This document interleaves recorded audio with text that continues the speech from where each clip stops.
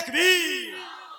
दोनों हाथों को उठाकर नारे तकबीर, नारे रिसालत, सरकार की आमद, दिलदार की आमद, आदाए आमना, अजमते सैयदा आमना, अजमते सैयदा आमना, अजमते मादरे मुस्तफा जिंदाबाद।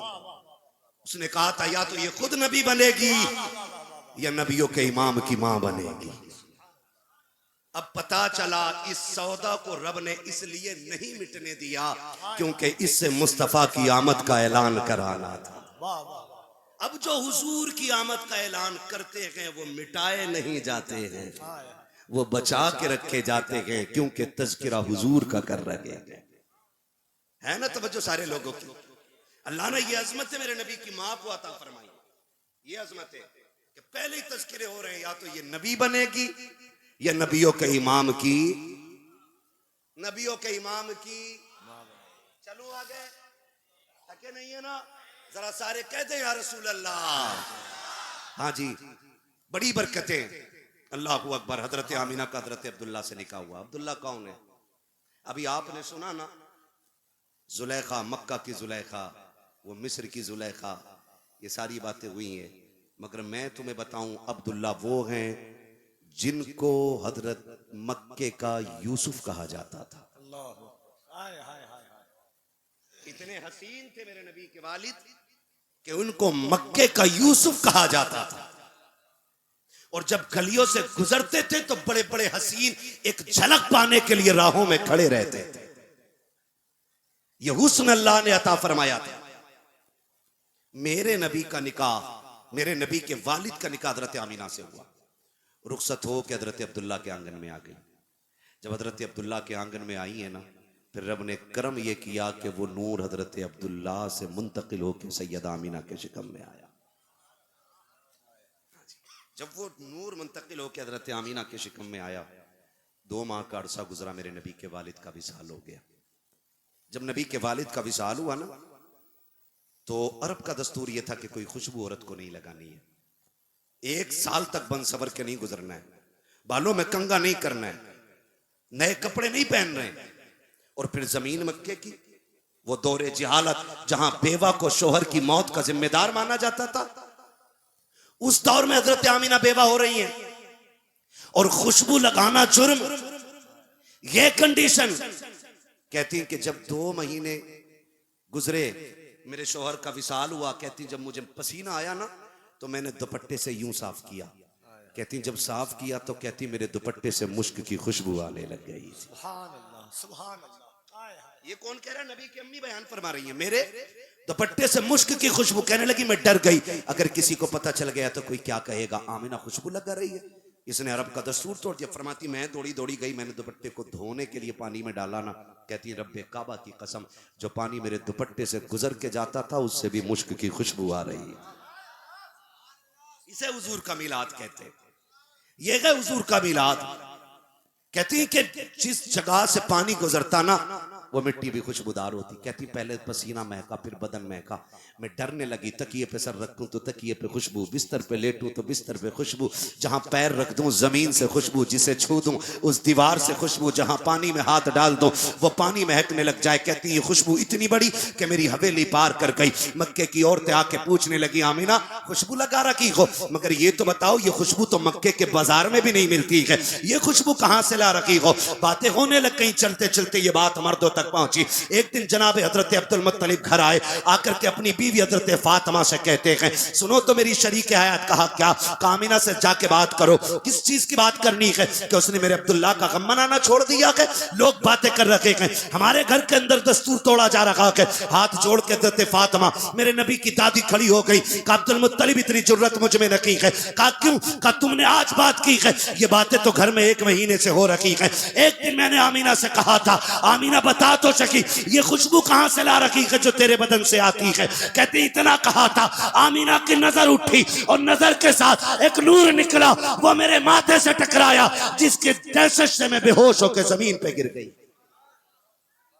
कहती अब्दुल मुत्तलिब मुझ में हिम्मत नहीं, बात करनी है तो आप करो, मैं नहीं कर सकती। हजरत अब्दुल मुत्तलिब आ गए। अंदर सैयद आमीना की सास हजरत फातिमा मेरे नबी की दादी पहले आके कहती आमीना जी अम्मी बेटी वालिद आ रहे हैं आपके।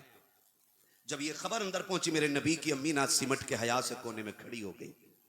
आज बहुएं ससुर के एहतराम में दुपट्टे तक सर पे नहीं रखती है। हया क्या चीज है? आज बेगैरती इतनी आम हो गई है कि ससुर जो है बहू के कंधे पे हाथ रख के कह रहा मेरी दोस्त है, ये मेरी फ्रेंड लगती है, ये हद हो गई। रिश्तों की हुर्मतें तार तार होती जा रही हैं।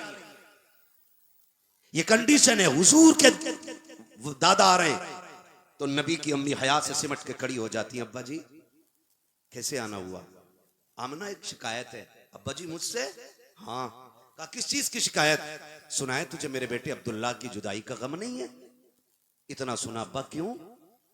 कहा कि लोग बातें करते हैं कि तुझे मेरे बेटे की मौत से अफसोस नहीं है। चीख निकली नबी की अम्मी की।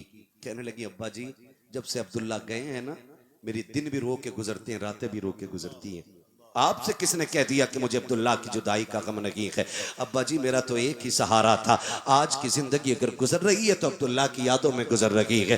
कहा बेटी मगर इतना तो बता दे अगर तुझे मेरे अब्दुल्ला की जुदाई का गम है तो खुशबू क्यों लगाती है? कहा अब्बा किसने कहा मैं खुशबू लगाती हूँ? कहा बेटी पूरा मक्का बातें कर रहा है, हर घर में यही तस्करे कि तुम खुशबू लगाया करती हो। कहती रब्बे काबा की कसम है अब्बा मैंने कोई खुशबू नहीं लगाई है, मैं कोई इत्र नहीं लगाती हूँ। कहा बेटी अगर कोई खुशबू नहीं लगाई है, कोई इत्र नहीं लगाया है तो मुझे इतना तो बताओ तुम्हारे जिस्म से खुशबू के झोंके क्यों आया करते हैं? ये खुशबू के उल्ले कैसे उठते हैं? हजरत आमिना ने रो के कहा था अब्बा जी एक दर्द था मेरे सीने में, एक राज था मेरे सीने में, मैं छुपाना चाहती थी लेकिन आपकी जुदाई के गम से आज बताना चाहती हूँ। अब्बा मैंने कोई खुशबू नहीं लगाई है, कोई इत्र नहीं लगाया है, बल्कि हकीकत ये है जब से आपके बेटे अब्दुल्ला की अमानत मेरे शिकम में आई है मैं जिन गलियों से गुजरती हूँ वो गलियां महक जाया।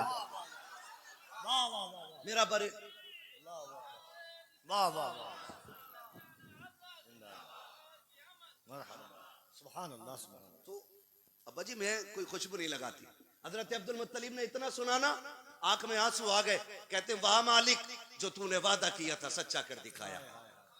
हजरत आमिना कहती अब्बा कौन सा वादा?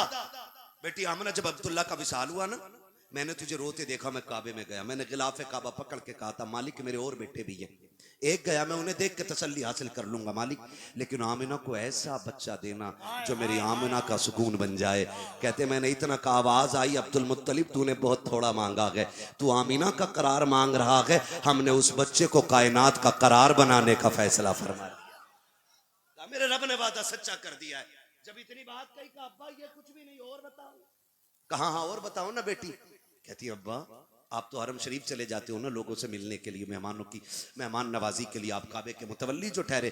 का घर में अम्मी होती मुझसे कहती आमिना डोल रस्सी ले कुएं से पानी भर ला। कहती हैं अब्बा जी जब मैं जाती हूँ ना तो रास्ते का कोई दरख्त, कोई पौधा, कोई कंकर, कोई पत्ता ऐसा नहीं जो आमिना को सलाम ना करता हो। ये कौन कह रहा? आला हज़रत नहीं कह रही है, ये नबी की अम्मी कह रही है, हजरत आमिना कह रही है अब्बा कोई पौधा कोई दरख्त ऐसा नहीं है जो मुझे सलाम ना करता हो। हजरत अब्दुल मुत्तलिब झूमते जा रहे हैं। बेटी और बताना।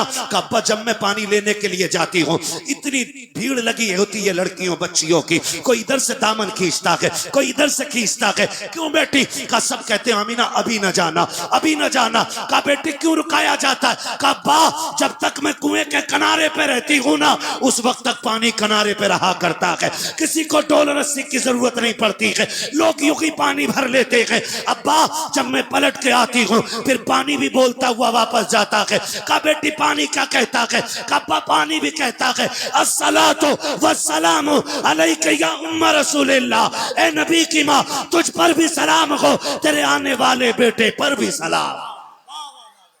नारे तकबीर।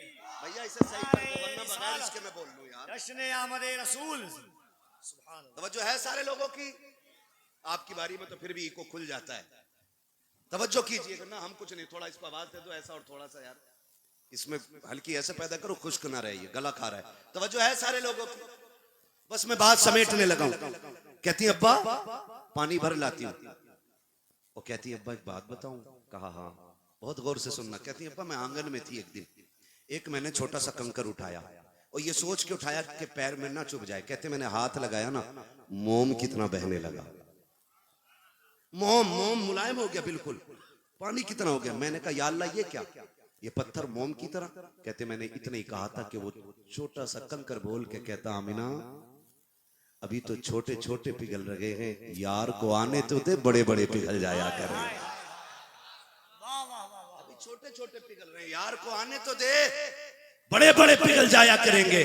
अब्बा बड़ी बरकत है। इतना सुना अब्दुल मुत्तलिब की आंख में आंसू। कहा आमीना ये बरकतें तूने आज नहीं देखी हैं। कहा फिर? कहा ये बरकतें तो मैं बहुत पहले से देख रहा हूँ।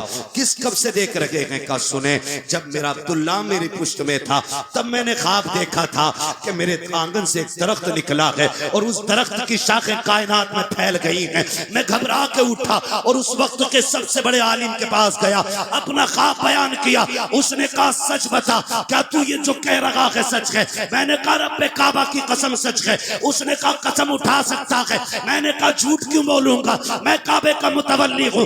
उसने खड़े होकर कहा अब्दुल मुत्तलिब फिर तो मुबारक हो, तेरे आंगन में नबियों का इमाम जलवागर होने वाला। ये मिलाद आज नहीं, उनकी आमद से पहले से हो रहा है। वो आए नहीं थे तब से मिलाद हो रहा है। बात लंबी होगी, मैं बात समेटूं और बताऊं। नबी की अम्मी फरमाती हैं फिर वो वक्त आ गया, वो रात आ गई जिसमें मेरा लाल जलवागर होगा। बड़ी रात आ गई, बड़ी रात। कौन सी बड़ी रात? कौन सी बड़ी रात? बोलो।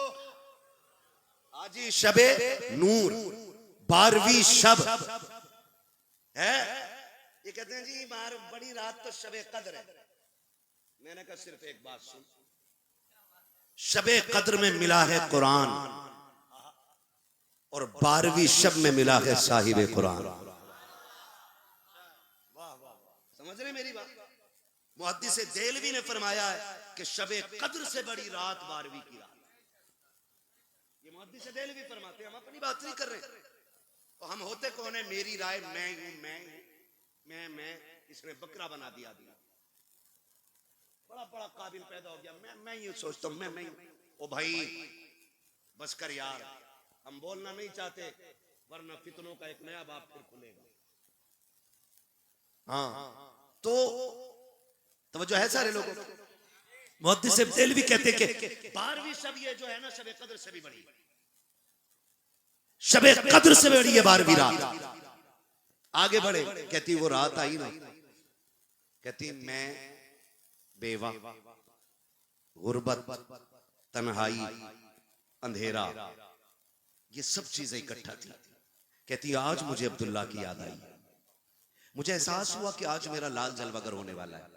कहती फिर ख्याल ये भी आया कि घर में चिराग तो है लेकिन तेल नहीं है। फिर मेरे दिल ने कहा काश अब्दुल्ला होते ना तो मेरे घर में अंधेरा ना होता।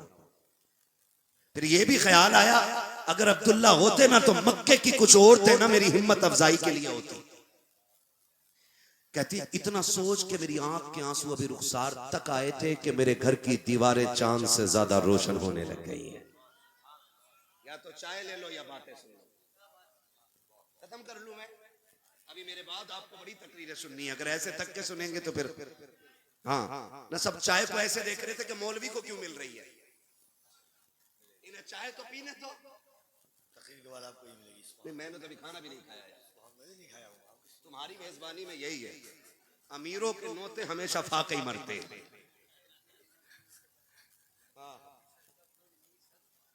क्या बात है, ठीक है ना, तवज्जो है सारे लोगों की। चलो आगे ना, जरा सामने वाले मेरा साथ दे मेरे भाई, बोले जरा या रसूल अल्लाह। हाँ जी, तो नबी की अम्मी कहती है ना, इस ख्याल से आंसू निकल के यहाँ आए थे कि मेरे घर की दीवारें चांद से ज्यादा रोशन हो गई, कि अंधेरा खत्म। एक एहसास था तन्हाई का। कहती फशक्कल जिदार फदखला सलासुन निसवा, मेरे घर की दीवारें फटी, 3 औरतें मेरे घर में दाखिल हो जाती हैं। उनके कद खजूरों जैसे लंबे, चेहरे चांद से ज्यादा रोशन। मैंने कहा आने वाली हो कौन हो, किस लिए आई हो? उन तीनों ने आके कहा था हमें नहीं पहचाना। कहा नहीं। कहती पहली ने आगे बढ़ के कहा आमीना मैं आदम की बीवी हव्वा हूँ। दूसरी ने आगे बढ़ के कहा कि मुझे नहीं पहचाना, मैं ईसा की माँ मरियम हूँ। तीसरी ने आके कहा था मैं इस्माइल की अम्मी हाजरा हूँ। कहा क्यों आए हो? कहा मुबारकबाद देने आए हैं। कहा किस बात की? कि आज तेरी गोद में नबियों का इमाम आने वाला। नारे तकबीर, नारे रिसालत, जश्न मिलादे मुस्तफा, जश्न आमदे रसूल। सुभान अल्लाह। फरमाती कि फिर वो तो गई।